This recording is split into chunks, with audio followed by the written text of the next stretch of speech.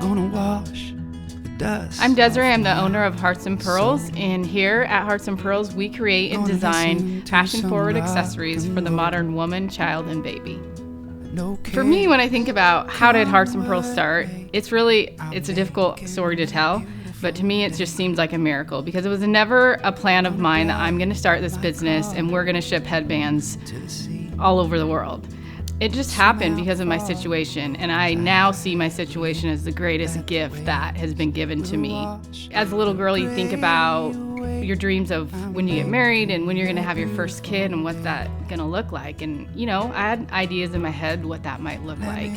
Getting pregnant and not being married and knowing that I was going to be raising my daughter on my own, there was a ton of fear in that.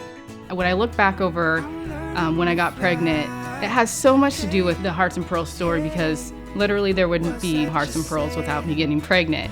But I see it as a fork in the road that your choices lead you certain directions. And my choice to have my daughter and took me to this road to starting a business because I went on maternity leave and I just started making stuff for her for fun. No thought about selling it or anything, just kind of creating stuff. And every time we went out, people would say something, and it happened so many times. I started to get the idea in the back of my head that maybe this is something. I go back and think about the last 3 years of me building my business and what points stick out and what was important. And in the first year, I remember someone said to me, the only way you fail is by giving up. And that has stuck in my head. Every time I hit a bump in the road, I feel incredibly blessed to be able to do my dream job of designing fashion and creating it and providing it to people, and at the same time giving something to them.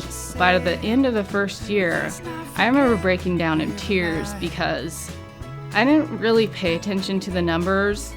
I knew that my business was doing better and better, but when I finally looked at the numbers in around November, because I actually started my business in the beginning of the year in January of 2012, I saw that we grew 700%. And I just broke down in tears because I'm like, whoa, this really is something. Maybe I'll never have to really go back to work. Maybe I will get to pursue this passion of mine while being with my daughter and raising her.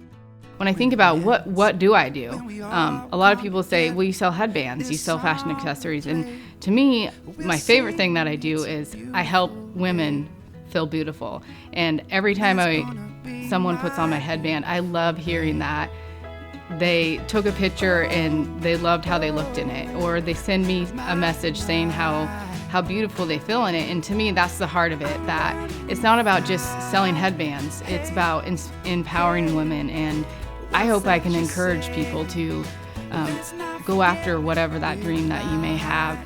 Something that helps me when I'm not maybe chasing after a current goal I have within my business is I simplify it and I look at it as we have fear, and the opposite of fear is we have faith. And faith is just believing in something that you cannot see.